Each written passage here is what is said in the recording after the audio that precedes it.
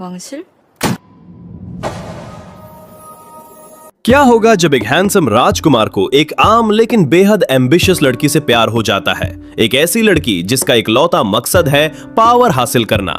अपने middle class background के बावजूद वो राजकुमार को अपने हुस्न और चार्म के जाल में फंसा ही लेती है। लेकिन एक कॉन्ट्रैक्ट मैरिज स्कैंडल की वजह से दोनों की खुशियों पर ग्रहण लग जाता है। तो शुरू करते हैं आज की कहानी। लाइक और सब्सक्राइब करना मत भूलना। मिलिए हमारे मेन लीड इयान से, एक बेहद हैंडसम लेकिन बिना किसी असली पावर वाला राजकुमार।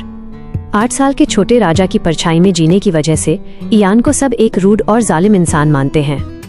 कहानी तब रफ्तार पकड़ती है जब 8 साल का राजा अपनी बर्थडे पार्टी होस्ट करता है, जिसमें बड़े बड़े नेता, बिजनेसमैन और रईस लोग आते हैं।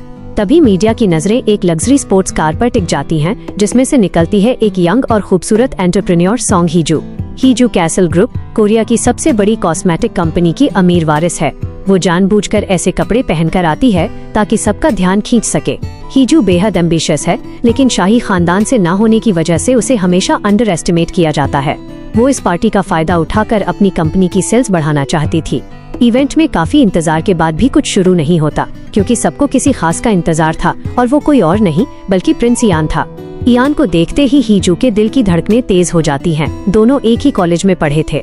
पार्टी के बाद सिग्नल ना मिलने की वजह से हीजू रास्ता भटक कर महल के उस रिस्ट्रिक्टेड एरिया में पहुंच जाती है जहां आम लोगों का जाना मना है। तभी राजकुमार उसे पकड़ लेता है। तभी अचानक महल में एक जबरदस्त धमाका होता है और आग लग जाती है। राजमाता को लगता है कि ये सब प्रिंस इयान की साजिश है ताकि वो छोटे राजा को गद्दी से हटा सके। वो गुस्से में सबके सामने इयान को जोरदार थप्पड़ मार देती हैं। हीजू भी भीड़ में खड़ी ये सब देखकर शॉक रह जाती है। फॉर्चुनेटली छोटा राजा अपने कमरे में होने की वजह से सुरक्षित बच जाता है। अगले दिन राजमाता अपने बिहेवियर के लिए इयान से माफी मांगती हैं और बताती हैं कि 10 साल पहले इसी तरह की आग में उनके पति की मौत हुई थी, जिसका ट्रॉमा आज भी उन्हें सताता है। वो इयान पर जल्द से जल्द शादी करने का दबाव डालती हैं ताकि वो राजा बनने की रेस से बाहर हो जाए। दूसरी तरफ अपने घर पर हीजू को बहुत गुस्सा आ रहा था, क्योंकि उसके पापा उसकी शादी किसी ऐसे आदमी से करवाना चाहते थे जो उसके स्टेटस का बिल्कुल नहीं था। हीजू ने साफ मना कर दिया। वो जानती थी कि वो अपनी फैमिली में सबसे ज्यादा काबिल बच्ची है और उसे लगने लगा था कि उसके पापा इनडायरेक्टली बस उसे रास्ते से हटाना चाहते हैं। अपने पापा की चॉइस को रिजेक्ट करने के बाद हीजू ने अपने असिस्टेंट को ऑर्डर दिया कि उसके लिए एक परफेक्ट फ्यूचर हस्बैंड ढूंढे, पर कोई भी उसके हाई स्टैंडर्ड्स पे खरा नहीं उतरा। तब असिस्टेंट ने रैंडमली बताया कि ज्यादातर मेल पॉलिटिशियंस अपना स्टेटस और डिग्री बढ़ाने के लिए रॉयल परिवारों में शादी करना पसंद करते हैं। ये सुनते ही हीजू के दिमाग की बत्ती जली। उसने डिसाइड कर लिया कि वो रॉयल फैमिली के मेंबर प्रिंस इयान से ही शादी करेगी। हीजू ने प्रिंस से पर्सनली मिलने के लिए कई बार ऑडियंस रिक्वेस्ट भेजी, पर प्रिंस ने हर बार उसे रिजेक्ट कर दिया। पर हीजू कहाँ हार मानने वाली थी। उसने अलग अलग रीजंस देकर रिक्वेस्ट्स भेजती रही। आखिर में उसकी एक रिक्वेस्ट एक्सेप्ट हो गई, क्योंकि उसने एक इमोशनल कार्ड खेला, एक जूनियर जिसे अपने सीनियर की गाइडेंस चाहिए। प्रिंस ने उसे अपनी रेसिडेंस पर इनवाइट किया। वहां पहुंचकर फुल कॉन्फिडेंस के साथ हीजू पॉइंट पर आई और बोली कि वो यहाँ बिजनेस की बात करने नहीं आई है, बल्कि प्रिंस को 3 साल के कॉन्ट्रैक्ट मैरिज के लिए प्रपोज करने आई है। प्रिंस ने पूछा, मैं तुमसे शादी क्यों करूं?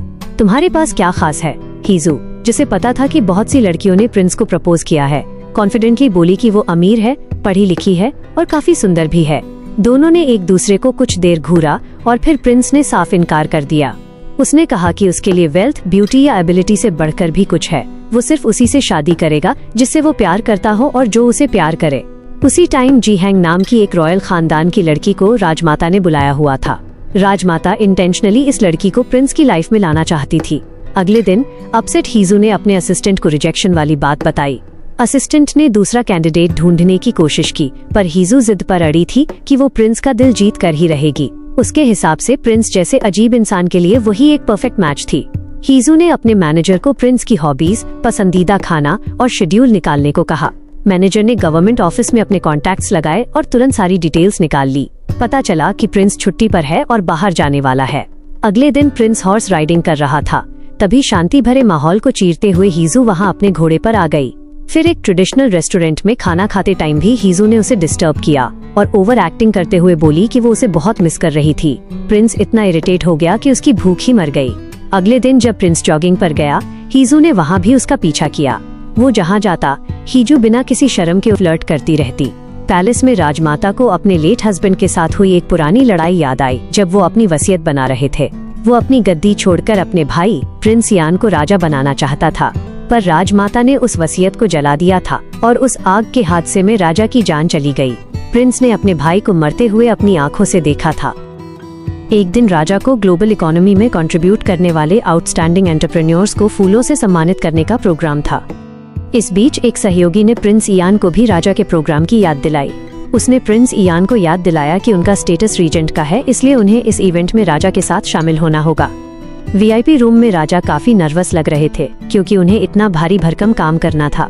उनके लिए कुछ बॉडीगार्ड्स तैयार थे और उन्होंने राजा को शांत करने की कोशिश की। प्रिंस इयान के अचानक वहां पहुंचने से सब बहुत हैरान हो गए क्योंकि उन्हें लगा था कि प्रिंस इस इवेंट में नहीं आएंगे। राजा प्रिंस इयान के साथ साथ चलकर बॉलरूम एरिया में एंटर हुए। फिर वो समय आया जब हीजू को ब्यूटी टेक्नोलॉजी की फील्ड में इस साल के बेस्ट बिजनेसमैन का अवार्ड मिला। हीजू ने इस मौके का भी फायदा उठाया और फिर से प्रिंस इयान को सिड्यूस करने की कोशिश की। उसने यहाँ तक पूछ लिया कि क्या प्रिंस के पास उसके लिए कोई स्पेशल गिफ्ट है। इवेंट के बाद प्रिंस सीधे पैलेस नहीं गए, उन्होंने बस राजा को उनकी कार तक छोड़ा। थकान की वजह से प्रिंस इयान की तबीयत भी कुछ ठीक नहीं लग रही थी। उन्होंने हॉस्पिटल जाने या अपनी रेसिडेंस में आराम करने से साफ इनकार कर दिया। प्रिंस इयान ने बिना किसी बॉडीगार्ड के एक होटल में रुकने का फैसला किया। इत्तेफाक से हीजू भी उसी होटल में रुकी हुई थी। जल्द ही उसे पता चल गया कि प्रिंस की तबीयत ठीक नहीं है। उसने तुरंत प्रिंस की कंडीशन चेक करने के लिए एक प्राइवेट डॉक्टर को बुलवा लिया। हीजू ने डॉक्टर से कहा कि वो इस बात को सबसे सीक्रेट रखे। थोड़ी देर बाद प्रिंस इयान को कॉल आया कि राजमाता होटल के रास्ते में हैं। वो बहुत घबरा गए और उन्होंने हीजू को छुपने के लिए कहा। राजमाता जबरदस्ती रूम में घुस आईं और तुरंत पूछा कि प्रिंस इयान कहाँ हैं। रूम चेक करते हुए उन्होंने प्रिंस को देखा जो अभी अभी नींद से उठे थे और पूरे कपड़े भी नहीं पहने थे। प्रिंस इयान ने फिर राजमाता से होटल से जाने के लिए कहा और वादा किया कि वो उनसे कल मिलेंगे। जब राजमाता रूम से निकलने ही वाली थी, तभी उनकी नजर एक नीले रंग के बैग पर पड़ी और उन्हें पूरा यकीन हो गया कि प्रिंस के साथ कोई लड़की है। जब उन्होंने वापस रूम में जाकर चेक किया तो राजमाता के होश उड़ गए क्योंकि उन्होंने प्रिंस इयान को हीजू के साथ देख लिया था। उन्होंने प्रिंस से कहा कि वो एक्सप्लेन करें कि क्या चल रहा है। अगले दिन प्रिंस इयान और हीजू के एक साथ होटल में होने की न्यूज सोशल मीडिया पर आग की तरह फैल गई। हीजू को प्रिंस की सीक्रेट लवर मान लिया गया। लोगों को लगा कि दोनों होटल में डेट करने के लिए इतने डेस्परेट थे कि किसी को पता न चले। लोगों को पक्का यकीन था कि ये डेट पूरी तरह से प्लान की गई थी क्योंकि वहाँ कोई भी बॉडीगार्ड या पर्सनल असिस्टेंट नहीं था। रात में डॉक्टर के आने के शक को लोगों ने सीधे हीजू की प्रेगनेंसी से जोड़ दिया। तेजू, जो कि हीजू का सौतेला बड़ा भाई था, और उसकी पत्नी ये सोचकर बहुत खुश थे कि अगर हीजू सच में प्रिंस इयान के साथ सोई है तो इसका मतलब है कि उनके रिश्ते से उनकी फैमिली को बहुत फायदा होगा। लेकिन राजमाता गुस्से से आग बबूला हो रही थी क्योंकि इससे शाही इमेज बहुत खराब हो रही थी। उसी समय प्रिंस इयान अपनी रेसिडेंस वापस लौटे और उन्होंने हीजू को तुरंत मिलने के लिए बुलाया। पीले कपड़ों में हीजू बहुत सुंदर लग रही थी जब वो प्रिंस से उनके प्राइवेट रूम में मिलने गई। प्रिंस ने हीजू को इस स्कैंडल में घसीटने के लिए माफी मांगी। उन्होंने ये भी वादा किया कि वो हीजू की कोई भी रिक्वेस्ट पूरी करेंगे। हीजू ने कहा कि वो इस शादी से अपना स्टेटस बढ़ाना चाहती है क्योंकि यही एक तरीका है जिससे उसके पिता उसकी काबिलियत को मानेंगे। वो अपने भाई से हारना नहीं चाहती थी जिसने भी एक बहुत ही रिस्पेक्टेड फैमिली की लड़की से शादी की थी। हीजू तब हैरान रह गई जब प्रिंस इयान ने अचानक पूछा कि क्या वो उनसे शादी करने के लिए तैयार है। अगले दिन प्रिंस इयान ने हीजू के साथ अपने रिश्ते को पब्लिकली एक्सेप्ट करने का मन बना लिया और वो राजमाता से मिलने गए। जब वो दोनों हाथों में हाथ डाले पैलेस के सामने पहुँचे तो उनके अपीयरेंस और मेकअप से जुड़ी हर एक चीज इंटरनेट पर ट्रेंड करने लगी। एक मेड ने प्रिंस को ग्रीट किया और बताया कि राजमाता उनके आने का ही वेट कर रही हैं। प्रिंस इयान ने प्यार से हीजू के गालों को सहलाते हुए उसे ब्रेक रूम में वेट करने को कहा। राजमाता, जो अपना गुस्सा कंट्रोल कर रही थी, उनके सामने प्रिंस हीजू के साथ अपने रिश्ते को जस्टिफाई करने लगे। उन्होंने हिंट दिया कि बात शादी तक जा सकती है। जब प्रिंस वापस हीजू को देखने गए तो वो ये देखकर हैरान रह गए कि वहाँ राजा बैठे हुए हैं जो मजे से रेमन खा रहे थे। भले ही राजमाता हीजू के साथ उनके रिश्ते के सख्त खिलाफ लग रही थी, लेकिन प्रिंस इयान ने पक्का कर लिया था कि ये शादी होकर रहेगी। प्रिंस इयान के इस फैसले से कि हीजू अब पैलेस में ही रहेगी, मेड्स काफी परेशान हो गईं क्योंकि ये शाही कायदों के बिल्कुल खिलाफ था। लेकिन उन पर इतना प्रेशर था कि मेड्स प्रिंस के ऑर्डर्स को मना नहीं कर पाईं। उन्हें हीजू के कपड़े भी तैयार करने पड़े। सबकी उम्मीदों से परे वो दोनों एक ही बेड पर सोए क्योंकि हीजू ने काउच पर सोने से साफ इनकार कर दिया था। हालांकि उनके बीच ब्लैंकेट को लेकर काफी लड़ाई हुई, पर उस रात कोई भी रोमांटिक चीज नहीं हुई। लेकिन उनके चिल्लाने की आवाजों को बाहर खड़ी मेड्स ने गलत समझ लिया। उन्हें लगा कि ये दोनों कुछ तो ताबड़तोड़ कर रहे हैं। अगले दिन प्रिंस थोड़ा लेट उठे। जबकि हीजू पैलेस से निकल चुकी थी क्योंकि उसे अपने ऑफिस जाना था। सबका अटेंशन खींचने के लिए हीजू ने जानबूझकर अपने कल के कपड़े चेंज नहीं किए ताकि ऑफिस के एम्प्लॉइज को लगे कि कल रात वो घर नहीं गई थी। काम के बीच बीच में हीजू प्रिंस इयान के साथ अपने रिश्ते पर आ रहे नेटिजन्स के कमेंट्स पढ़ रही थी। यहाँ तक कि कल होटल में हीजू ने जो कपड़े पहने थे वो सब आउट ऑफ स्टॉक हो गए थे। हीजू ने इस मौके का पूरा फायदा उठाया और अपने खुद के ब्रांड के प्रोडक्ट्स की सेल्स बढ़ाने में लग गई। थोड़ी देर बाद जुंगवू हीजू से मिलने आया। वो प्राइम मिनिस्टर था और प्रिंस और हीजू का दोस्त भी। वो पूछना चाहता था कि क्या ये सच है कि वो प्रिंस इयान से शादी करने वाली है। हीजू ने कन्फेस किया कि उसे प्रिंस सच में पसंद है और उसने जुंगवू से सपोर्ट भी मांगा ताकि वो कैबिनेट मेंबर्स को मना सके और ये शादी जल्दी से जल्दी हो जाए। असल में जुंगवू अपने दिल में हीजू के लिए फीलिंग्स छुपाए हुए था और वो अंदर से बिल्कुल नहीं चाहता था कि हीजू की शादी हो जाए। एक चर्च में जाकर उसने प्रार्थना की क्योंकि वो समझ नहीं पा रहा था कि उसे इस शादी को सपोर्ट करना चाहिए या इसे रोकने की कोशिश करनी चाहिए। उसे याद आया कि जब वो हाई स्कूल में था जुंगवू हर सिचुएशन में हीजू की मदद करता था, तब भी जब हीजू की गलती होती थी। हीजू को खुश देखकर ही जुंगवू को खुशी मिलती थी। पैलेस में मिस्टर इमयोंग नाम का आदमी छोटे राजा से मिलने आया। वे दोनों राजा को आने वाले उन डरावने सपनों के बारे में बात कर रहे थे जो उन्हें अपने पिता की उस दर्दनाक मौत के बाद से हमेशा आते थे। बात करते वक्त उन्हें पुराने राजा की शादी से ठीक पहले हुए एक झगड़े की याद आ गई जिसमें प्रिंस उन्हें शादी करने से रोक रहे थे। वर्तमान में प्रिंस इयान शादी की तैयारियों पर चर्चा करने के लिए एक मीटिंग में थे। उनके असिस्टेंट ने बताया कि राजमाता की तबीयत खराब है और किसी बड़े की बीमारी में पैलेस में सेलिब्रेशन की बातचीत नहीं हो सकती, इसलिए बातचीत को राजमाता के ठीक होने तक टालना पड़ा। काम का बोझ लगातार बढ़ता जा रहा था जिसकी वजह से प्रिंस इयान काफी फ्रस्ट्रेट हो गए थे, खासकर तब जब राजमाता ने भी अपना सारा काम उनके ऊपर ही डाल दिया था। उसी दौरान कुछ हाई स्कूल की लड़कियों ने हीजू को परेशान करना शुरू कर दिया क्योंकि उन्हें लगता था कि हीजू ने प्रिंस इयान को अपने जाल में फंसाया है। किसी ने हीजू के ऊपर एक अंडा फेंक कर मारा जिससे उसे बहुत गुस्सा आया। उसने उन बच्चों को तमीज सिखाई और धमकी दी कि आगे से वो उनकी इस हरकत की शिकायत पुलिस से कर देगी। जब वह अपने अपार्टमेंट के दरवाजे पर पहुंची तो अपने पिता को वहां देखकर हैरान रह गई। वो प्रिंस के साथ उसके रिश्ते से बिल्कुल भी खुश नहीं थे। जाहिर है वो उसके इस झूठे परियों की कहानी जैसे रोमांस का सच समझ गए थे और इसे तेजू पर हावी होने की एक घटिया चाल मान रहे थे। उन्होंने उसे सीधे तौर पर कंपनी से दूर रहने की चेतावनी दी। फ्लैशबैक के जरिए हमें पता चलता है कि हीजू के लिए उनकी ये नफरत उस दिन से है जब वो उनकी दहलीज पर आई थी जिसे उसकी माँ ने छोड़ दिया था। उनके नाजायज बच्चे के इस स्कैंडल से उनकी असली पत्नी की मौत हो गई थी। तब से उन्हें लगता था कि हीजू जो कुछ भी करती है वो बस उसकी तेजू से आगे होने की एक जिद है और अब उसकी नजर उनके कंपनी पर है। हीजू कोई चालाक लड़की नहीं थी, कम से कम शुरुआत में तो बिल्कुल नहीं। वो तो बस एक बच्ची थी जो अपने पिता का प्यार चाहती थी। प्यार पाने की जो कोशिश शुरू हुई थी वो किसी भी कीमत पर जीतने की जिद में बदल गई। वर्तमान में वो बिना डरे अपने पिता का सामना करती है और उनकी धमकियों का उस पर कोई असर नहीं होता। वह उनसे कहती है कि वे भी उन लोगों से बिल्कुल अलग नहीं हैं जिन्होंने उसे नीचा दिखाने की कोशिश की है। हालांकि हीजू ने अपने पिता का सामना तो किया लेकिन इस टकराव ने उसे अंदर से पूरी तरह इमोशनली कमजोर कर दिया। वो इतना सैड फील कर रही थी कि जब प्रिंस इयान ने अंडे फेंके जाने की बात सुनने के बाद घबराकर उसे कॉल किया तो वो अपनी उदासी छुपा नहीं पाई। दरवाजे पर आहट सुनकर उसे लगा कि शायद वो बच्चे फिर से उसे परेशान करने आ गए हैं, लेकिन दरवाजा खोलते ही हीजू हैरान रह गई क्योंकि सामने प्रिंस इयान खड़े थे। प्रिंस उसको लेकर परेशान थे क्योंकि जब उन्होंने कॉल किया था तब हीजू की आवाज बहुत उदास लग रही थी। प्रिंस उसे खुश करने के लिए अपने साथ फास्ट फूड भी लाए थे। प्रिंस उसी रात हीजू को अपने साथ अपनी प्राइवेट रेसिडेंस में ले गए। बड़े बड़े सूटकेस के साथ वहां पहुंचने पर सर्वेंट्स ने हीजू का स्वागत किया। जिस कमरे में हीजू रुकने वाली थी उसे चेक करने के बाद उसने प्रिंस इयान की मदद की जिन्हें अभी भी देर रात तक काम करना था। इस मौके का फायदा उठाकर हीजू ने प्रिंस से पूछ ही लिया कि आखिर उन्होंने उससे शादी करने के लिए हाँ क्यों कहा। हल्के फुल्के अंदाज में प्रिंस ने उसी की बताई हुई दो खूबियों, उसका पैसा और खूबसूरती का मजाक में जिक्र किया, लेकिन उनके आखिरी जवाब में एक सच्चाई छुपी थी। अगर मैं कहूँ कि मैं सिंहासन पर बैठना चाहता हूँ तो सब मुझे पीछे करने की कोशिश करेंगे, लेकिन मुझे यकीन है कि तुम मुझे समझोगी। इसी बीच राजमाता ने हीजू का पूरा बैकग्राउंड पता करने का ऑर्डर दिया। उन्हें पता चला कि हीजू एक बार राजा के जन्मदिन के सेलिब्रेशन में भी आई थी।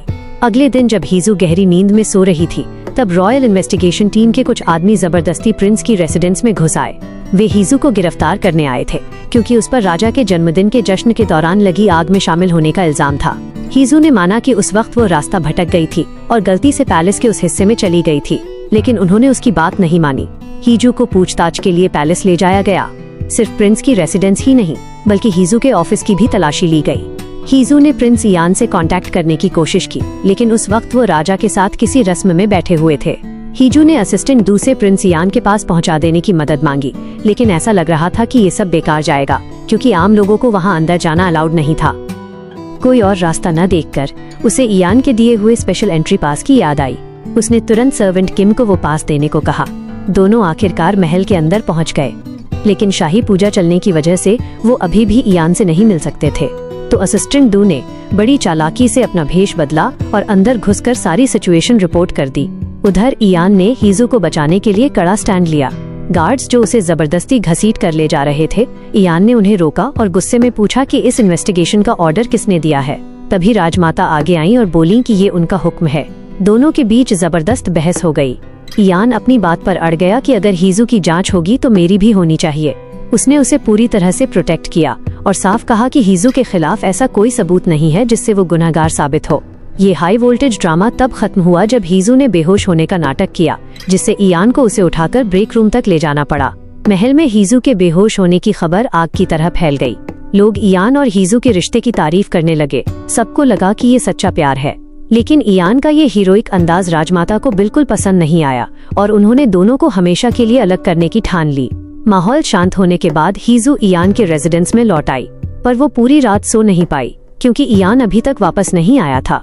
उससे मिलने के लिए हीजू ने खुफिया रास्ते से महल में एंट्री मारी और यहाँ तक कि दीवार फांदकर उस तक पहुँच गई। इयान भी फौरन उससे छुपकर मिला। हीजू ने माना कि वो जानबूझकर चाहती थी कि इस लेट नाइट मीटिंग की अफवाहें उड़े, ताकि सबको पता चले कि वो एक दूसरे को कितना मिस कर रहे थे। वो तो इयान के लिए विटामिन्स भी लेकर आई थी ताकि उसकी सेहत ठीक रहे। उसकी ये फिक्र देखकर इयान का दिल पिघल गया और उसने प्यार से हीजू के गालों को छुआ। जैसे ही हीजू ने अपनी आंखें बंद की, इयान ने उसे किस कर लिया। हीजू तो आसमान पर पहुंच गई थी, पर वापस जमीन पर आ गई जब उसे पता चला कि इयान ने उसे सिर्फ इसलिए किस किया था क्योंकि पास ही कोई जासूस उनकी तस्वीरें खींच रहा था। जैसा कि उम्मीद थी, उनकी इस सीक्रेट मीटिंग की खबर हर न्यूज चैनल के फ्रंट पेज पर छा जाती है। इसके बाद महल में एक इमरजेंसी मीटिंग बुलाई जाती है ताकि इयान और हीजू के रिश्ते पर महल का ऑफिशियल स्टैंड तय किया जा सके। सुंगवोन एक नाजायज और आम लड़की से शाही शादी के खिलाफ होता है। वो इयान को बस एक बिगड़ा हुआ प्लेबॉय दिखाना चाहता है, जो कि शाही परिवार की इमेज के लिए बिल्कुल भी ठीक नहीं है। तभी जुंगवू एक बीच का रास्ता निकालता है। इयान को ऑफिशियली ये कंफर्म कर देना चाहिए कि वो हीजू को डेट कर रहा है, लेकिन साथ ही ये भी क्लियर कर दे कि ये रिश्ता अभी नया है और शादी का तो कोई सवाल ही नहीं उठता। सुंगवोन बेमन से मान जाता है, पर वो अपनी एक शर्त रख देता है। हीजू को इयान का प्राइवेट रेजिडेंस खाली करना होगा। इयान साफ मना करता है क्योंकि हीजू के अपार्टमेंट में हुई बुलिंग का हवाला देते हुए पूछता है कि अगर हीजू को कुछ हो गया तो क्या सुंगवोन इसकी जिम्मेदारी लेगा। एक बार फिर जुंगवू कहता है कि हीजू इयान के घर में ही रह सकती है, पर खुद इयान को शाही महल में शिफ्ट होना होगा ताकि शाही परिवार के बीच दूरियों की अफवाहें न उड़े। जुंगवू भाई, हम सब समझ रहे हैं। राजमाता इस ऑफिशियल स्टेटमेंट से खुश नहीं होती। वो उनसे कहता है कि वो चिंता न करे, क्योंकि ऐसे बहुत से लोग हैं जो इस कपल के खिलाफ हैं और कोई न कोई तो बीच में आकर कुछ न कुछ गड़बड़ जरूर करेगा। फ्यूचर के इन सारे खतरों से पूरी तरह बेखबर हीजू का सारा ध्यान एक बिल्कुल अलग ही चीज पर होता है, उनके वायरल हुए किसिंग फोटो का खराब एंगल। अब वक्त आ गया था एक और पब्लिक अपीयरेंस प्लान करने का, इसलिए वो इयान को खींचकर एक बेसबॉल गेम दिखाने ले जाती है। हीजू की जीन्स और टीम जर्सी के सामने इयान का फॉर्मल सूट काफी फनी लग रहा होता है, लेकिन शाही परिवार का मेंबर होने के नाते उसे किसी भी स्पोर्ट्स टीम को सपोर्ट करने की इजाजत नहीं होती है। इयान और हीजू तेजू और उसकी पत्नी के पीछे बैठे होते हैं और थोड़ी देर बाद वो किस कैम्प में कैप्चर हो जाते हैं। इयान पूछता है कि क्या उन्हें उसके इस बेशर्म मार्केटिंग स्ट्रेटेजी का फायदा उठाना चाहिए, पर हीजू अपने फोन ऊपर करके सबको दिखाती है कि उसे और ग्रैंड प्रिंस को मर्यादा बनाए रखनी है। बेसबॉल गेम के बाद जब वो दोनों बॉडीगार्ड से घिरे हुए स्टेडियम से बाहर निकल रहे थे, तो कैमरों की फ्लैशलाइट्स ने इयान की एक पुरानी बचपन की याद ताज़ा कर दी। उसे याद आया कि कैसे दशकों पहले उसने अपने बड़े भाई की क्राउन प्रिंस वाली पोशाक पहन ली थी। तब उसके पिता आग बबूला हो गए थे। उन्होंने इयान को घमंडी और लालची समझकर जोरदार थप्पड़ मारा था। उस थप्पड़ का दर्द आज भी इयान को सताता था। हमारा छोटा राजा इयून अपनी माँ से शिष्टाचार के लेसन सीखता है और अपने रॉयल स्टेटस की वजह से बाकी बच्चों से बिल्कुल अलग रहता है। इसलिए जब उसे आखिरकार एक आम बच्चे की तरह आज़ादी महसूस करने का मौका मिलता है और वो हीजू, जुंगवू और इयान के स्टाफ के साथ जमकर खेल कूद का मजा लेता है। खेलते खेलते थकने और दिन का आखिरी गेम जीतने के बाद इयून हीजू की फैंसी लाल कार में घूमने की जिद करता है। ये सुनकर कोर्ट लेडी जुंग की तो जैसे सांस ही अटक जाती है, लेकिन जब यून रोने धोने लगता है तो हीजू और जुंगवू को उसकी बात माननी ही पड़ती है। कुछ रूल्स तय करने के बाद जैसे शीशे बंद रहेंगे और स्पीड 60 से नीचे रहेगी, उनका ये छोटा सा काफिला सड़क पर निकल पड़ता है। लेकिन उनकी ये मजेदार राइड तुरंत एक खौफनाक सपने में बदल जाती है। हीजू की कार के ब्रेक्स फेल हो जाते हैं और कार की स्पीड बढ़ने लगती है। हीजू किसी तरह ट्रैफिक के बीच से कार को निकालती है, रेड लाइट्स तोड़ती है और सामने से आ रही गाड़ियों से टकराने से बाल बाल बचती है। कार को रोकने की जद्दोजहद में हीजू पास के एक ब्रिज से जानबूझकर कार के साइड हिस्से को गार्डरेल से टकरा देती है ताकि स्पीड कम हो सके। पर कार तब तक पूरी तरह नहीं रुकती जब तक कि एक मर्सिडीज अचानक उसके सामने आकर ब्रेक नहीं लगाती। वो मर्सिडीज एक ढाल बनकर उसकी कार को रुकने पर मजबूर कर देती है। टक्कर के झटके से हीजू की आंखों के सामने धुंधलापन छा जाता है और उसी धुंधलेपन के बीच वो देखती है कि उस मर्सिडीज से इयान बाहर निकल रहा है और उसके चेहरे से खून बह रहा है। हमारा छोटा राजा इस एक्सीडेंट में सिर्फ कुछ मामूली चोटों के साथ सुरक्षित बच जाता है। खबर मिलते ही राजमाता गुस्से से आग बबूला होकर अस्पताल दौड़ती आती हैं। उनका बस चले तो वो हीजू को वहीं जान से मार दें, लेकिन जुंगवू बीच में आ जाता है। वो बेहोश हीजू को बचाता है और राजमाता को याद दिलाता है कि उन्हें अपना गुस्सा कंट्रोल में रखना होगा। आम जनता को पहले ही पता चल चुका है कि हीजू का एक्सीडेंट हुआ है। जुंगवू उन्हें वार्निंग देता है कि अगर लोगों को पता चला कि इस एक्सीडेंट में छोटा राजा भी शामिल था तो लोग किसी न किसी तरह राजा पर ही उंगली उठाएंगे। राजमाता को शक होता है कि जुंगवू हीजू को बचा रहा है, लेकिन क्योंकि वो हमेशा शाही परिवार की इमेज को सबसे ऊपर रखती हैं, इसलिए वो कोई रिस्क नहीं लेना चाहती। जब हीजू को होश आता है तो इयून उसके पास ही होता है। उसे लगती है ये सब उसकी जिद करने से हुआ है। हीजू उसे तसल्ली देने की कोशिश करती है कि सब ठीक है, हालांकि उधर इयान अपनी माइनर शोल्डर सर्जरी से रिकवर कर रहा होता है। इयान को जिंदा देखकर राहत की सांस लेने के बाद हीजू की फिक्र उसके चेहरे की चोट पर शिफ्ट हो जाती है। वो मजाक में कहती है कि इयान के पास बस उसका गुड लुक्स ही तो है और अब उस पर भी खरोंच आ गई है। हीजू उसके एकदम करीब झुक जाती है और अचानक वो पल रोमांटिक हो जाता है। अगली सुबह हीजू की असिस्टेंट उसका हालचाल लेने और कार एक्सीडेंट से मचे बवाल पर बात करने के लिए उससे मिलने आती है। क्योंकि ज्यादातर लोगों को लग रहा है कि वो नशे में धुत होकर गाड़ी चला रही थी, इसलिए कंपनी के शेयर्स बुरी तरह गिर गए हैं। हालांकि डैश कैम फुटेज से ये साबित हो सकता है कि वो नशे में नहीं थी और कार के ब्रेक्स के साथ जानबूझकर छेड़छाड़ की गई थी, लेकिन वो उस फुटेज को पब्लिक नहीं कर सकते, क्योंकि अगर उन्होंने ऐसा किया तो सबको पता चल जाएगा कि पैसेंजर सीट पर छोटा राजा इयून बैठा था। उसकी असिस्टेंट उसे शादी कैंसिल करने की सलाह देती है, पर हीजू इस बात को साफ टाल देती है। वो कहती है कि वैसे भी उनकी ये कॉन्ट्रैक्ट मैरिज 3 साल बाद तलाक पर ही खत्म होने वाली है। उन्हें इस बात का बिल्कुल अंदाजा नहीं होता कि जुंगवू चुपके से उनकी ये सारी बातें सुन रहा है। आखिरकार उसे सच पता चल ही जाता है कि हीजू ने इयान से प्यार करने का झूठ बोला था। जुंगवू को लगता है कि वो हीजू की जान को खतरे में डाले बिना उसे प्रोटेक्ट कर सकता है, इसलिए वो प्राइम मिनिस्टर होने के नाते खुद उसे शादी का ऑफर देता है। बदकिस्मती से इयान भी ये सारी बातें सुन लेता है। वो खुद ही उनकी कॉन्ट्रैक्ट मैरिज तोड़ने का फैसला कर लेता है और हीजू से पूरी तरह दूरी बना लेता है। इयान की इस अचानक खामोशी से आग बबूला होकर हीजू उससे जवाब मांगती है। इयान उससे कहता है कि वो ये सगाई इसलिए तोड़ रहा है क्योंकि किसी ने जानबूझकर उसकी कार के साथ छेड़छाड़ की थी और वो ऐसे इंसान से शादी नहीं कर सकता जो इतने खतरनाक दुश्मनों से घिरे होने के बावजूद लगातार नियम तोड़ता हो। लेकिन इसके पीछे की असली वजह बहुत गहरी और पर्सनल है। इस एक्सीडेंट ने इयान के जहन में अपनी माँ को कार क्रैश में मरते हुए देखने की वो दर्दनाक याद ताज़ा कर दी है, एक ऐसा खौफनाक सपना जो आज भी उसे सताता है। हीजू का भी वही दर्दनाक अंजाम हो सकता है, ये ख्याल ही वो बर्दाश्त नहीं कर सकता। इसलिए हीजू को सुरक्षित रखने के लिए वो उसे खुद से दूर करने का फैसला करता है। एक आखिरी तोहफे के तौर पर इयान हीजू के लिए महल के बैंक्वेट का स्पेशल इनविटेशन देता है, एक ऐसा इवेंट जहां हमेशा से सिर्फ शाही और ऊंचे घराने के लोगों को ही बुलाया जाता है। पर राजमाता हीजू को बुलाने के लिए सिर्फ इसलिए राजी होती हैं क्योंकि इयान उनसे वादा करता है कि वो हीजू के साथ अपना रिश्ता हमेशा के लिए खत्म कर लेगा। बाद में इयान हीजू के सामने कबूल करता है कि उनकी कॉन्ट्रैक्ट मैरिज तोड़ने का फैसला दरअसल हीजू को दुश्मनों से प्रोटेक्ट करने का उसका अपना तरीका था।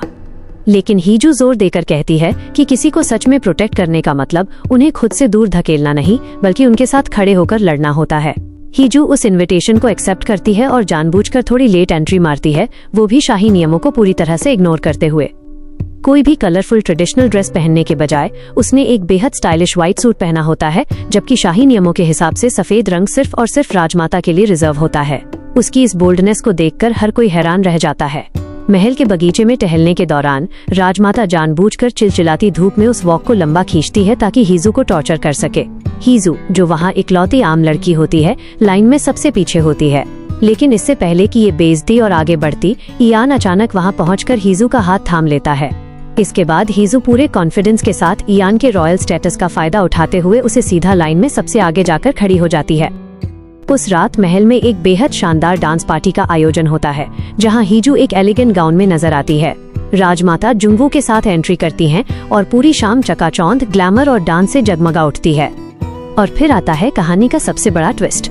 मीडिया की चमकती फ्लैश लाइट्स, गुस्से से आग बबूला राजमाता, टूटे हुए दिल वाले जुंगवू और छोटे राजा इयून के सामने इयान अपने घुटनों के बल बैठता है और सबके सामने हीजू को ऑफिशियली प्रपोज कर देता है।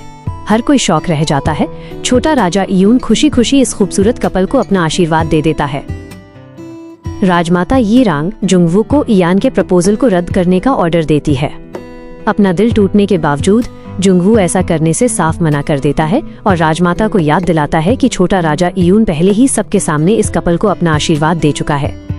राजमाता डांस के दौरान इयान से भिड़ जाती है, लेकिन इस बार इयान भी पीछे हटने के बजाय डटकर लड़ने की हीजू की एडवाइस को याद करते हुए निडर होकर राजमाता को बता देता है कि उसे पता है कि उन्होंने उसके भाई की वसीयत के साथ छेड़छाड़ की थी। बाद में इयान देखता है कि हीजू अपनी एंगेजमेंट रिंग को देखकर खुशी से फूले नहीं समा रही है और मजाक में कहती है कि कॉन्ट्रैक्ट मैरिज खत्म होने के बाद उसे ये रिंग वापस करनी पड़ेगी। अजीब बात तो ये है कि अब जब उनकी सगाई पब्लिक हो चुकी है तो हीजू के पिता तेजू को ऑर्डर देते हैं कि वो महल के अंदर अपने किसी आदमी को प्लांट करे ताकि हीजू का भी वहाँ कोई अपना सपोर्टर हो। जहाँ एक तरफ हीजू अपनी पब्लिक इमेज सुधारने के लिए इंटरव्यूज और शादी की तैयारियों पर फोकस कर रही होती है, वहीं इयान ये देखकर जेलस होता है कि जुंगवू इन सब कामों में हीजू को असिस्ट कर रहा है।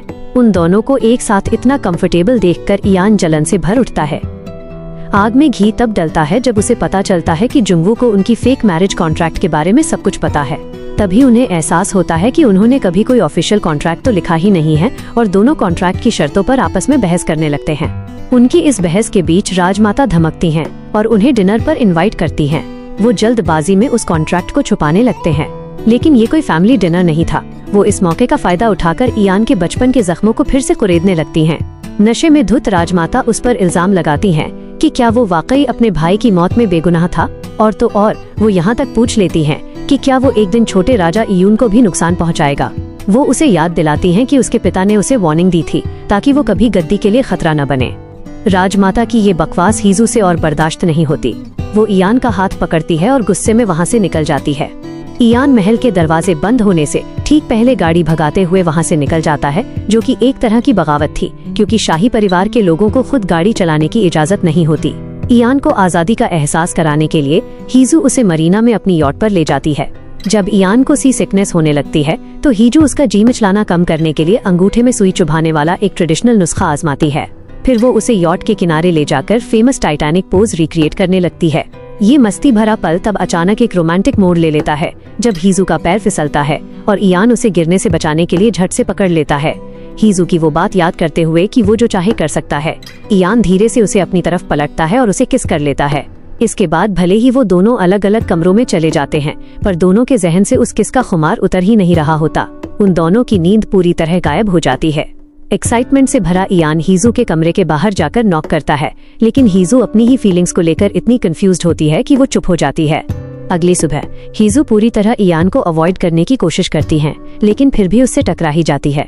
अपने अंदर उमड़ रही इन अजीब सी फीलिंग से परेशान होकर हीजू सीधा चर्च पहुंच जाती है, क्योंकि उसे लगता है कि शायद उस पर किसी भूत प्रेत का साया है। उधर इयान के अंदर का सारा एक्साइटमेंट तब चूर हो जाता है जब वो हीजू को कॉल करता है और बैकग्राउंड में जुंगवू की आवाज सुन लेता है। हीजू चर्च में जुंगवू से इत्तेफाक से मिली होती है, पर इयान को ये पता नहीं होता। हीजू के साथ थोड़ा और वक्त बिताने के लिए जुंगवू उसे ऑफिस ड्रॉप करने का ऑफर देता है। रास्ते में हीजू उसे मुस्कुराते हुए देखती है और उसे अचानक इयान की याद आ जाती है कि कैसे गाड़ी चलाते वक्त इयान बच्चों की तरह खुश होता है। जुंगवू तुरंत भांप लेता है कि हीजू के दिल में उसके लिए फीलिंग्स जाग रही हैं। न अपनी जलन को छिपाते हुए वो हीजू को वार्निंग देता है कि वो इयान को लेकर अपने असली मकसद से न भटके। भले ही हीजू इयान को अवॉइड करना चाहती हो, पर इयान और छोटे राजा इयून ने शादी की एक शुभ तारीख पक्की कर ली है। अब राजशाही शादी की तैयारियों के बीच अपने होने वाले पति से बचना नामुमकिन सा हो गया है। कपड़ों की फिटिंग से लेकर शाही तौर तरीकों की थका देने वाली ट्रेनिंग तक सब कुछ चल रहा है। जैसे इतना स्ट्रेस काफी नहीं था। हीजू और इयान का मेडिकल चेकअप होता है, जहां लेडी चोई और डॉक्टर खुलेआम उनकी सुहागरात और होने वाले वारिस के बारे बात करने लगते हैं, जिसे सुनकर हीजू के दिल की धड़कनें तेज हो जाती हैं। इयान समझ जाता है कि इन सब बातों से हीजू अनकंफर्टेबल हो रही है। साथ ही वो यॉट पर हुए उस किस के बारे में भी अकेले में बात करना चाहता है, इसलिए वो सारे स्टाफ को वहाँ से जाने का हुक्म देता है। हीजू उस किस को एक पल का अट्रैक्शन बताकर टालने की कोशिश करती है। वो कहती है कि उस रोमांटिक माहौल में कोई भी होता तो वो उसे किस कर लेती, लेकिन इयान साफ कहता है कि मैंने ऐसा इसलिए किया क्योंकि वहाँ तुम थी। ये सुनकर हीजू के पास कोई जवाब नहीं बचता।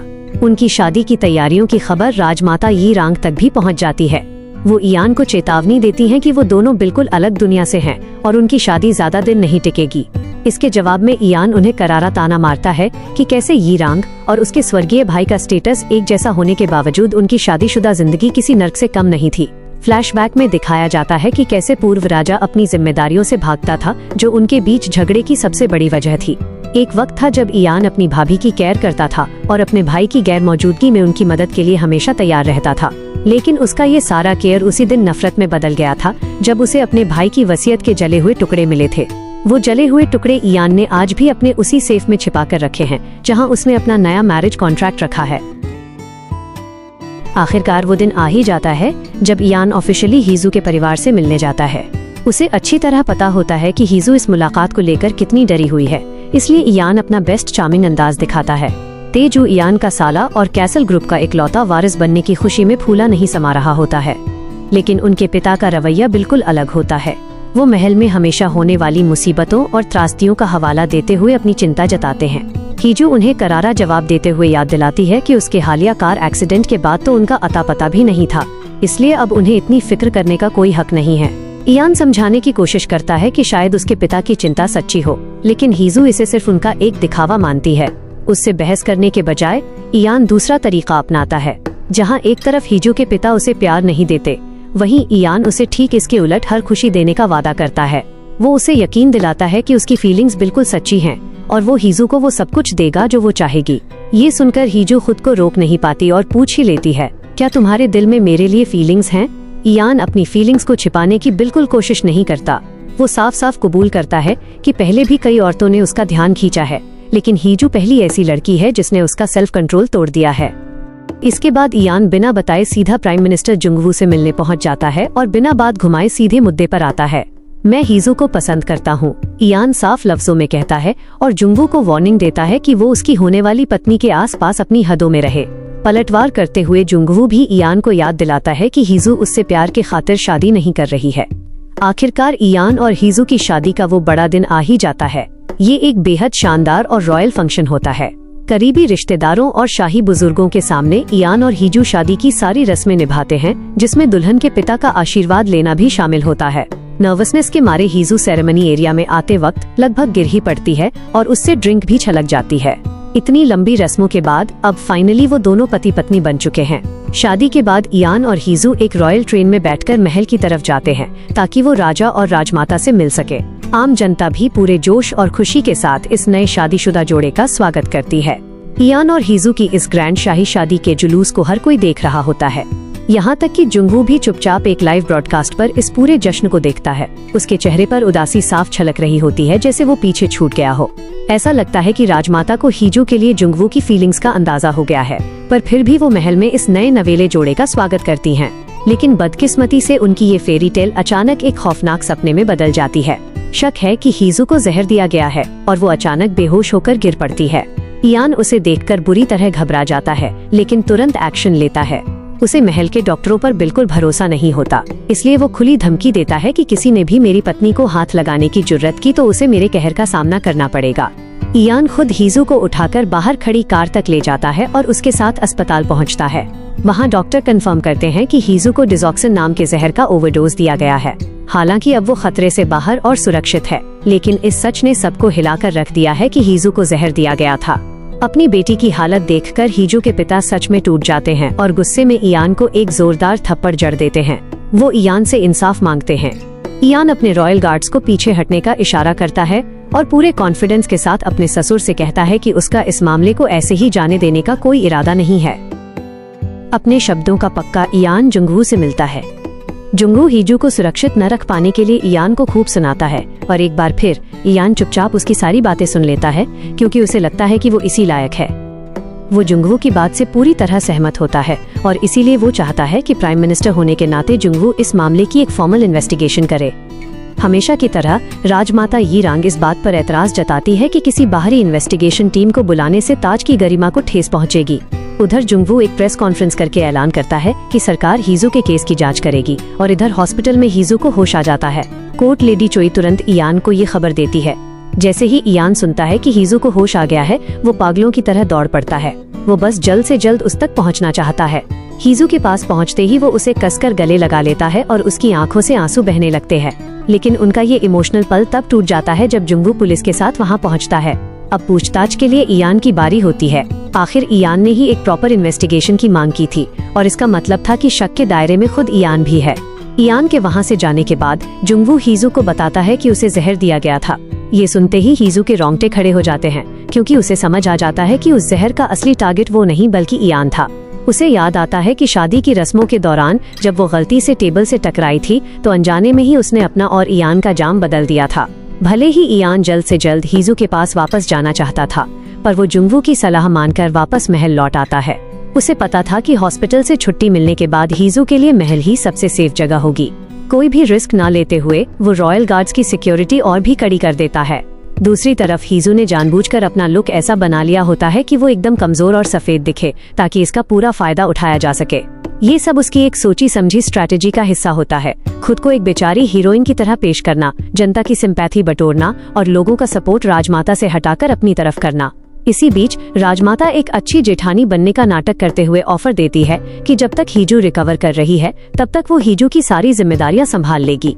आखिरकार उन्हें पति पत्नी के तौर पर एक साथ कुछ समय मिलता है। लेकिन हीजू गुस्सा हो जाती है जब उसे पता चलता है कि इयान को शुरू से ही पता था कि इस जानलेवा हमले का असली शिकार वो खुद था। हीजू उस पर भड़क जाती है कि उसकी हिम्मत कैसे हुई अपनी जान से ज्यादा हीजू की जान की परवाह करने की और उसे विधवा छोड़ने का रिस्क लेने की। वो जिद करते हुए कहती है कि अगर वो मर जाता तो वो उससे तलाक कैसे ले पाती, लेकिन उसकी आंखें एक बिल्कुल ही अलग कहानी बयां कर रही होती हैं। अब इस बात को झुठलाना नामुमकिन था। हीजू के दिल में अपने पति के लिए इमोशनली और फिजिकली एक सॉफ्ट कॉर्नर पैदा हो रहा था। जब इयान अपने रोब में उनके बेड में आता है तो हीजू की तो जैसे सिट्टी पिट्टी ही गुम हो जाती है और वो उसे सोफे पर सोने के लिए कहती है। हीजू को खोने के एहसास से इयान अभी भी सदमे में था, इसलिए उसे यकीन दिलाने के लिए कि वो सेफ है, इयान उसे गले लगा लेता है। रिकवर होने के बाद हीजू ने महल में अपनी ऑफिशियल ड्यूटीज संभाल ली और अपनी होनहार असिस्टेंट को उसने अपना अटेंडेंट बना दिया। उधर इयान के असिस्टेंट की नजर आखिरकार ह्यून के प्यारे से चेहरे पर पड़ती है। उसे ज्यादा कुछ सीखने का समय नहीं मिलता, फिर भी उसकी काबिलियत देखकर इयान इम्प्रेस हो जाता है। हीजू और उसकी असिस्टेंट तुरंत तय करती हैं कि रॉयल एकेडमी के आने वाले इवेंट के लिए इयान का आउटफिट बहुत ही बोरिंग है। पति पत्नी के तौर पर ये उनका पहला पब्लिक इवेंट है, इसलिए उन्हें मैचिंग कपड़े पहनने चाहिए। ये नया शाही कपल क्रिस्प मैचिंग आउटफिट्स में अपने कॉलेज पहुंचता है, जिसे देखकर स्टूडेंट्स खुशी से झूम उठते हैं। हीजू स्कूल की अवार्ड सेरेमनी की शुरुआत एक ऐसी शानदार स्पीच से करती है जो ऑडियंस को खूब हंसाती है। लेकिन तभी अचानक वहाँ का माहौल पूरी तरह बदल जाता है। एक बहुत बड़ा स्कैंडल फूट पड़ता है। इयान के साथ उसकी कॉन्ट्रैक्ट मैरिज की सारी डिटेल्स पब्लिक में लीक हो चुकी होती हैं। रिपोर्टर्स ऑडिटोरियम में धमक पड़ते हैं और एक के बाद एक सवालों की बौछार कर देते हैं। हीजू, जिसे इस बात का बिल्कुल अंदाजा नहीं था, बुरी तरह घबराकर सुन्न पड़ जाती है। लेकिन तभी इयान बैकस्टेज से आता है और उसके सामने आकर ढाल बन जाता है। भले ही उसे लीड करने का ज्यादा एक्सपीरियंस ना हो, लेकिन जब उसकी वाइफ खतरे में हो तो उसे अच्छी तरह पता है कि कैसे आगे आना है, उसका हाथ थामना है और उसे भीड़ से निकालकर सेफली ले जाना है। अब राज खुल चुका है और पूरी दुनिया को पता चल गया है कि हीजू और इयान की शादी सिर्फ एक कॉन्ट्रैक्ट मैरिज है। जुंगवू के साथ एक मीटिंग के दौरान इयान सजेस्ट करता है कि शायद उन्हें सच बता देना चाहिए कि उनकी शादी एक कॉन्ट्रैक्ट के तौर पर शुरू तो हुई थी, लेकिन रास्ते में कहीं न कहीं ये सच में प्यार में बदल गई। लेकिन जलन से भरा जुंगवू तुरंत उन्हें अब पब्लिक हो चुके उस कॉन्ट्रैक्ट की एक डिटेल याद दिलाता है, वो शर्त जिसमें लिखा है कि वो 3 साल बाद तलाक ले लेंगे। वो उनसे पूछता है, क्या तुम गारंटी दे सकते हो कि तुम दोनों का तलाक नहीं होगा? हीजू एकदम खामोश हो जाती है, वो गिल्ट में है। उसके मन में यही चल रहा होता है कि उसने वो इकलौती चीज बर्बाद कर दी है जो इयान के पास बची थी, उसकी इज्जत। लेकिन इस कॉन्ट्रैक्ट का लीक होना तो बस एक शुरुआत है। कई मीडिया चैनल्स ये इल्जाम छापने लगते हैं कि शाही शादी के दौरान हीजू के बेहोश होने का नाटक जानबूझकर किया गया था। फिर अचानक उसे महल में हाल ही में लगी आग के पीछे का मेन सस्पेक्ट बना दिया जाता है। देखते ही देखते अफवाहें उड़ने लगती हैं कि इस आग में हीजू का हाथ होने का सीधा कनेक्शन इयान के गद्दी हथियाने के इरादों से है। इयान के छुप छुप कर राजा बनने की चालें जल्द ही पब्लिक के गुस्से में बदल जाती है। लोग इकट्ठा होकर उसके खिलाफ प्रोटेस्ट करने लगते हैं। लेकिन इस सारे बवाल की शुरुआत आखिर हुई कैसे? दरअसल ये सब जुंगवू की इन्वेस्टिगेशन से जुड़ा है, जो उसे इयान की एक घबराई हुई प्राइवेट मेट तक ले गई। और जैसा कि उम्मीद थी, उसने आखिरकार अपना जुर्म कबूल कर लिया। सुंग वोन जो राजमाता का पिता है, उसने उसे गोलियां पीसकर इयान के जाम में छुपकर मिलाने के लिए पैसे दिए थे। इस सच का पता चलते ही जुंगवू ने सीधा राजमाता यीरांग का सामना किया। यीरांग को सच में इस बात का कोई अंदाजा नहीं था कि उसके पिता ने इयान को मारने की कोशिश की है। उसने इस बात की खुद तसल्ली करने के लिए जुंगवू से थोड़ा वक्त मांग लिया। इसलिए यीरांग अपने पिता से सवाल जवाब करने गई और उनसे मिलने के बाद सुंग वोन ने अपनी ही बेटी का ब्रेन वॉश कर दिया और उसे ये यकीन दिला दिया कि छोटे राजा इयून की गद्दी बचाने का इकलौता तरीका इयान को रास्ते से हटाना है। आखिर यीरांग ने पहले से ही अपने पति की आखिरी वसीयत जलाकर इयान से उसकी गद्दी छीनी थी। अब उसे पूरा यकीन हो गया था कि इयून को बचाने का मतलब है इयान को हमेशा हमेशा के लिए खत्म कर देना, और इयान को नीचे गिराने का मतलब है उसके साथ हीजू को भी बर्बाद करना। उसका प्लान बहुत सीधा सा है। उन दोनों की इज्जत मिट्टी में मिला दो, पब्लिक को उनके खिलाफ भड़का दो और इयान का गद्दी पर जो भी थोड़ा बहुत हक बचा है उसे पूरी तरह मिटा दो।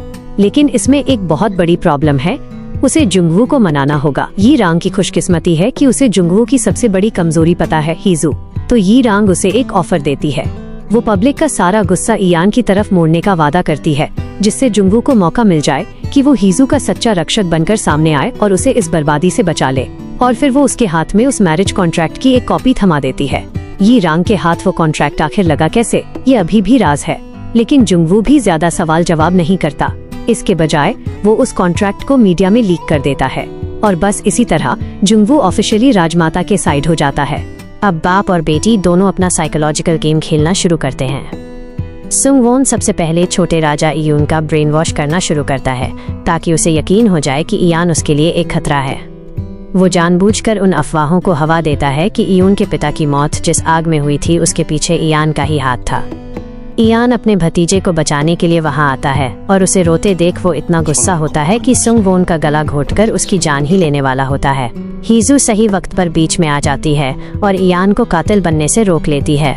इयान छोटे राजा को तसल्ली देता है और कहता है कि जब भी उसे डर लगे वो सीधे उसके पास चला आए, क्योंकि साफ दिख रहा था कि उसकी अपनी माँ और दादा दोनों ही उसे प्रोटेक्ट करने में पूरी तरह नाकाम रहे हैं। लेकिन इयून उतना भी नासमझ नहीं है। जिस रात उसके पिता की आग में जलकर मौत हुई थी, उस रात उसने और इयान ने उसकी माँ और पिता को उसकी आखिरी वसीयत के बारे में झगड़ते हुए सुन लिया था। बाद में हीजू मन ही मन एक कसम खाती है, वो अपने पति को बचाएगी, चाहे इसके लिए उसे खुद को ही क्यों ना दांव पर लगाना पड़े। इसलिए वो सलाह मांगने के लिए जुंगवू के पास जाती है। लेकिन जुंगवू अब उस हद तक पहुंच चुका है जहां से वापसी का कोई रास्ता नहीं है। वो हीजू से कहता है कि वो कुछ ना करे और बस उस पर भरोसा रखे कि वो उसे बचा लेगा। लेकिन हीजू को ये बात बिल्कुल हजम नहीं होती। उसे जुंगवू का प्रोटेक्शन नहीं चाहिए। वो उसके पास इसलिए आई थी क्योंकि उसे इयान की फिक्र थी। जुंगवू उससे पूछता है कि आखिर ऐसा क्या बदल गया है, और हीजू आखिरकार सच एक्सेप्ट कर ही लेती है कि उसके दिल में इयान के लिए फीलिंग्स हैं। हीजू अब अपने पिता के पास जाती है जो शायद समझ सके कि उसे क्या करने की जरूरत है। वो घुटनों पर बैठ जाती है और उनसे मदद की भीख मांगती है। लेकिन वो उससे सिर्फ एक सवाल पूछते हैं, तुम किसे बचाने की कोशिश कर रही हो, इयान को या खुद को? और हीजू बिना सोचे जवाब देती है, इयान को। हालांकि उसके पिता का ये सवाल उन दोनों के बीच किसी एक को चुनने के बारे में नहीं था। वो बस ये समझना चाहते थे कि हीजू प्रिंस के लिए कितना सैक्रिफाइस कर सकती है, क्योंकि अगर हीजू सच में इयान को प्रोटेक्ट करना चाहती है तो उसे इयान से डिवोर्स लेना होगा। उसे हर चीज का ब्लेम अपने सिर लेना होगा और ये पक्का करना होगा कि इयान की सबसे बड़ी कमजोरी यानी हीजू उसके रास्ते से हट सके। तभी इयान उसकी फिक्र किए बिना बेखौफ होकर अपनी जंग लड़ सकता है। इसलिए अपने पिता की सलाह मानते हुए हीजू इयान से तलाक मांगती है। वो उसे उन कारणों की एक पूरी लिस्ट पकड़ा देती है कि क्यों इयान को छोड़ना उसके खुद के फायदे में है। लेकिन ये साफ दिख रहा होता है कि वो सरासर झूठ बोल रही है। उसकी आंखों में भरे आंसू उस हर बात की पोल खोल रहे होते हैं जिसे वो अपने लफ्जों से छिपाने की कोशिश कर रही होती है, और इयान उसका ये झूठ आसानी से पकड़ लेता है। लेकिन जिस बात से इयान को सबसे ज्यादा चोट पहुंचती है वो ये नहीं है कि शायद हीजू अब उससे अलग होना चाहती है, बल्कि उसे ये एहसास होता है कि वो हीजू को प्रोटेक्ट करने में नाकाम रहा। इयान हीजू को रॉयल काउंसिल के सामने पेश करता है, जहां वो फॉर्मल तरीके से डिवोर्स की मांग करती है। वो साफ कर देती है कि सारा इल्जाम उसी पर डाला जाना चाहिए। एक बार जब उसका शाही रुतबा छिन जाएगा, जो फिलहाल राजा की इजाजत के बिना उस पर इन्वेस्टिगेशन होने से बचाता है, तो काउंसिल आजादी से उसकी जांच कर सकेगी और महल की आग के मामले में उसकी बेगुनाही साबित हो सकेगी। इस मीटिंग के दौरान इयान चुपचाप उसके बगल में रहता है। उसी वक्त तेजू एक प्रेस कॉन्फ्रेंस बुलाता है ताकि उन अफवाहों को झूठा साबित कर सके कि हीजू ने शादी में बेहोश होने का नाटक किया था। वो रिपोर्टर्स को करारा जवाब देते हुए कहता है कि हीजू को अपनी ही शादी वाले दिन मेडिकल इमरजेंसी का नाटक करने की कोई जरूरत नहीं थी, क्योंकि उस वक्त पूरी दुनिया उसके कदमों में थी। जहाँ तक 3 साल वाले तलाक के कॉन्ट्रैक्ट की बात है, तेजू एक बड़े भाई का रोल निभाते हुए कहता है कि अपनी ही शादी के दिन जहर दिया जाना किसी भी औरत के लिए तलाक मांगने की एक बहुत ही सॉलिड वजह है। इधर इयान ने भी अपने कुछ प्लान्स तैयार रखे हैं। हीजू के तलाक मांगने के बाद वो अकेले में छोटे राजा इयून से मिला था और अपने भतीजे से गद्दी उसे वापस सौंपने के लिए कहता है। इयून भी खुशी खुशी तैयार हो जाता है। ये उसके पिता की भी आखिरी ख्वाहिश थी और वो छोटा सा राजा अपने नन्हे कंधों पर इतना बड़ा बोझ कभी उठा ही नहीं पाया था। वो दोनों मिलकर टाइमिंग को इस तरह सेट करते हैं कि इयून के गद्दी छोड़ने का ऑर्डर काउंसिल के मेंबर्स के सामने पेश किया जा सके। लेकिन शाही रिवाजों के मुताबिक इयान को फाइनली गद्दी एक्सेप्ट करने से पहले उसे 3 बार रिजेक्ट करना होगा, और यही 3 स्टेप वाला प्रोसेस दुश्मनों को इयून का गद्दी छोड़ना रोकने के लिए काफी वक्त दे देता है। यिरांग जबरदस्ती इयून के कमरे में घुसने की कोशिश करती है ताकि उसे अगले 2 फरमान जारी करने से रोक सके, लेकिन छोटे राजा ने खुद को अंदर से बंद कर लिया होता है, बिल्कुल वैसे ही जैसे उसके पिता ने आग लगने से ठीक पहले खुद को कमरे में बंद कर लिया था।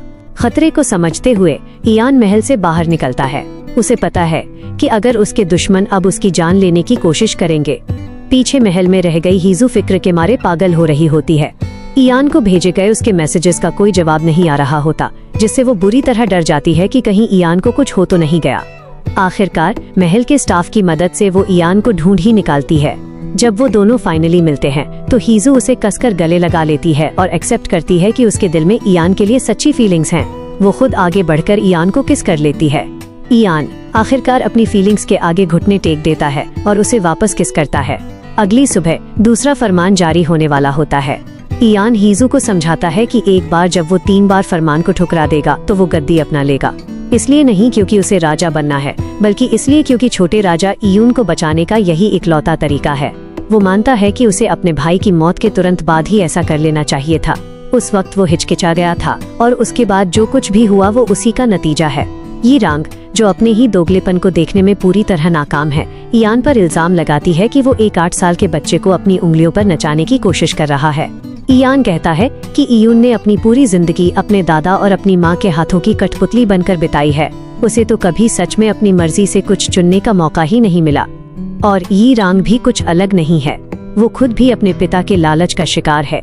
हाई स्कूल के दिनों में अपने पिता के दबाव में आकर ही उसने इयान के लिए अपनी फीलिंग्स का गला घोटा था और बड़े राजकुमार से शादी की थी, और आज वो अपने ही बेटे को उसी दलदल में धकेलने से बचाने में पूरी तरह नाकाम रही है।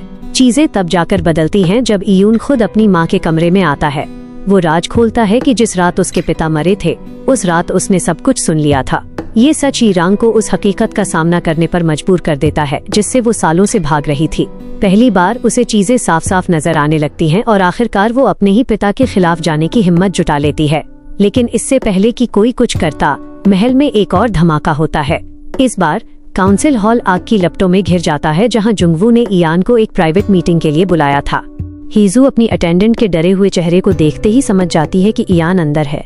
बिना एक पल सोचे वो अपने पति को पागलों की तरह पुकारते हुए महल में दौड़ पड़ती है।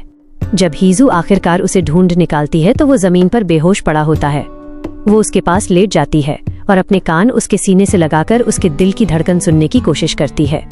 शुक्र है कि इयान का असिस्टेंट भी हीजू के पीछे पीछे उस आग में आ गया था और वो इयान को सुरक्षित बाहर निकाल लेता है। इयान अपने कमरे में बेहोश रहता है। डॉक्टर्स हीजू को तसल्ली देते हैं कि शरीर को पूरा आराम मिलने के बाद उसे होश आ जाएगा, लेकिन हीजू एक पल के लिए भी उसका साथ छोड़ने से मना कर देती है। जुंगवू तुरंत हीजू की हालत देखकर जिद करता है कि वो इयान को छोड़कर हॉस्पिटल जाकर अपने जले हुए घावों का इलाज करवाए, लेकिन हीजू को उसकी ये फिक्र अब घुटन भरी लगने लगती है। और जब वो सीधे मुंह उससे कहता है कि उसे इयान को मरने के लिए छोड़कर अपनी जान बचानी चाहिए थी, तो हीजू का शक यकीन में बदल जाता है। आग लगने से ठीक पहले जुंगवू ने ही इयान को मिलने का मैसेज किया था। ये बात पता चलने और उसके इस रवैये को देखकर हीजू सोचने पर मजबूर हो जाती है कि क्या वो सच में वही भरोसेमंद दोस्त है जिसे वो मानती थी। जुंगवू ने धमाके की इन्वेस्टिगेशन को भी पब्लिक से छिपा कर रखा है। महल से कोई खबर बाहर न आने की वजह से बहुत जल्द ये अफवाहें उड़ने लगती हैं कि इयान को उस आग में मारे जाने की कोशिश की गई है और शाही परिवार इस बात को बुरी तरह छिपाने की कोशिश कर रहा है। ये रांग फिर से इन सब के बीच में फंसी हुई है। हीजू उससे महल के अटेंडेंट्स के शिफ्ट रिकॉर्ड्स मांगती है ताकि वो खुद अपनी इन्वेस्टिगेशन कर सके। इस मोड़ पर आकर उसे अब किसी पर भरोसा नहीं रहा।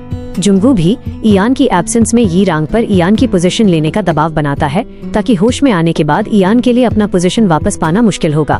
लेकिन यी रांग इस बातचीत को इतना टाल देती है कि इयान को होश आ जाता है। लगता है कि अब वो थोड़ा सुधर रही है। जैसे ही हीजू सुनती है कि इयान को होश आ गया है, वो दौड़कर उसके पास पहुंचती है।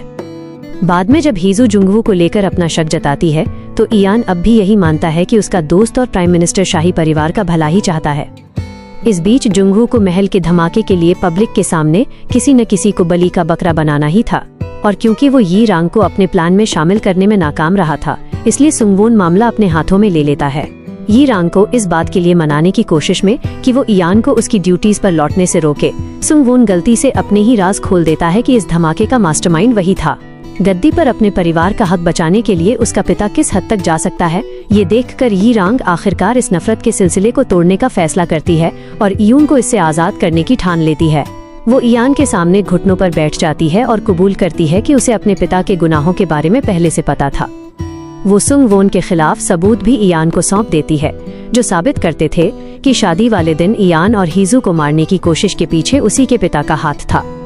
इसके बदले में वो सिर्फ इतनी मोहलत मांगती है कि उसके परिवार के गुनाहों की सजा छोटे इयून को न दी जाए। यी रांग के इस कबूलनामे से ये भी राज खुल जाता है कि जुंगवू ने जानलेवा हमले में उसके पिता के शामिल होने की बात छिपाई थी। जब जुंगवू से सवाल किया जाता है तो वो मान लेता है कि उसे सुंगवोन के बारे में पता था, लेकिन वो बहाना बनाता है कि उसने जानबूझकर इन्वेस्टिगेशन धीमी कर दी थी, क्योंकि सुंगवोन का राजा से सीधा रिश्ता है और उन्हें पक्के सबूत जुटाने तक सावधानी से कदम बढ़ाने थे। हीजू के जाम में जहर मिलाने वाली नौकरानी और मास्टरमाइंड सुंगवोन के गिरफ्तार होने के बाद अब इयान को राजा बनने से रोकने वाला कोई नहीं बचा है, और इयान को पहले से ही पता है कि गद्दी पर बैठते ही उसे क्या करना है। राजा बनने के बाद उसका सबसे पहला फैसला राजशाही को ही खत्म करना होता है। इयान का ये प्लान सुनकर जुंगवू कुछ खास खुश नहीं होता। वो इयान पर लालची होने का इल्जाम लगाता है कि राजा बनने के बाद ही उसे आजादी की सूझ रही है, लेकिन इयान उसे समझाता है कि वो जो आजादी चाहता है वो सिर्फ उसकी अपनी नहीं होगी। इसका मतलब पूरे शाही परिवार की आजादी होगा, जिसमें खुद जुंगवू भी शामिल है, और उन आम लोगों की आजादी जो सदियों से इस ऊंच नीच और कास्ट सिस्टम में फंसे हुए हैं। इयान को कमजोर करने के लिए जुंगवू सबसे पहले महल की फंडिंग रोक देता है ताकि इयान अपने स्टाफ को सैलरी न दे सके, लेकिन बदकिस्मती से उसकी ये चाल बुरी तरह फ्लॉप हो जाती है, क्योंकि वो एक बहुत जरूरी बात भूल गया था। इयान की शादी हीजू से हुई है और हीजू के पास इतना पैसा है कि उसे खुद नहीं पता इसका क्या करना है। जब उसकी पहली चाल नाकाम हो जाती है तो जुंगवू महल में आ रहे इस नए कैश को रोकने के लिए कैसल ग्रुप पर खुफिया काला धन रखने का इल्जाम लगाता है और इन्वेस्टिगेशन का ऑर्डर दे देता है, लेकिन एक बार फिर उसका प्लान उल्टा पड़ जाता है। उन्हें कैसल ग्रुप के खिलाफ कुछ नहीं मिलता और उल्टे इस पूरे ड्रामे की वजह से हीजू का अपने परिवार के साथ रिश्ता काफी हद तक सुधर जाता है। अब कोई और रास्ता न बचने पर जुंगवू अपना पूरा ध्यान वापस यी रांग की तरफ मोड़ता है। उसे पता है कि पिता के गिरफ्तार होने के बावजूद शाही और ऊंचे घराने के लोगों पर उसका अब भी काफी दबदबा है, इसलिए वो उसे ब्लैकमेल करने की कोशिश करता है ताकि वो उन लोगों को इयान के राजशाही खत्म करने वाले फैसले के खिलाफ वोट करने के लिए मना सके। वो वादा करता है कि अगर उसने साथ दिया तो वो किसी को नहीं बताएगा कि उसने अपने पति की आखिरी वसीयत जलाई थी और उसे वह छोटे राजा को मुजरिम बनने से बचा लेगा। लेकिन यी रांग अब मर्दों के लालच के खेल का मोहरा बनकर थक चुकी है, और अब जब इसका असर उसके बेटे पर पड़ रहा है तो वो हीजू को जुंगवू के साथ हुई अपनी एक बातचीत की रिकॉर्डिंग सौंप देती है।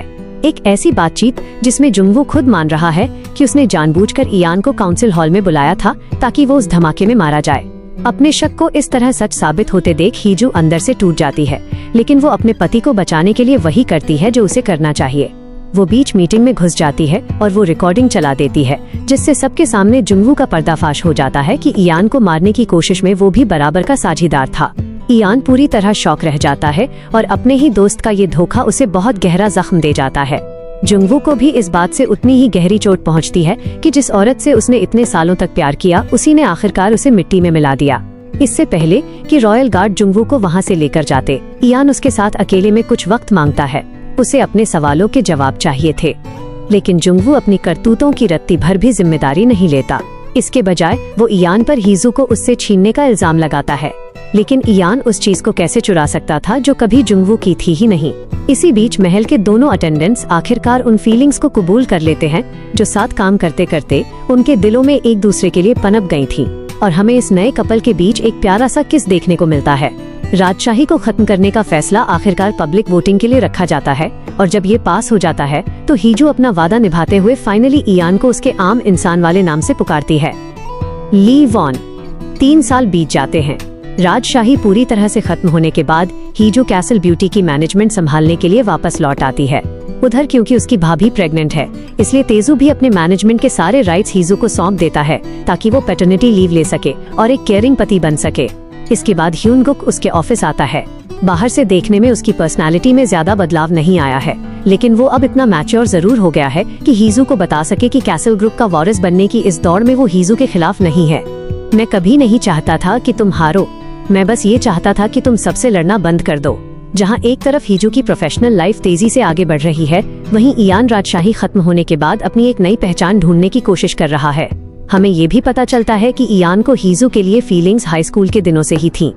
हमारे ड्रामा का एंड तब होता है जब इयान एक कैफे में यी रांग से मिलता है और बाद में नेशनल म्यूजियम ऑफ कोरिया की एक एग्जीबिशन में जाता है, जहां उसका रॉयल ड्रैगन रूप डिस्प्ले पर लगा होता है। उसके आसपास के सभी लोग, जिसमें यी रांग भी शामिल है, कितने खुश और आजाद लग रहे हैं। इससे ये साफ हो जाता है कि उसका वो फैसला बिल्कुल सही था।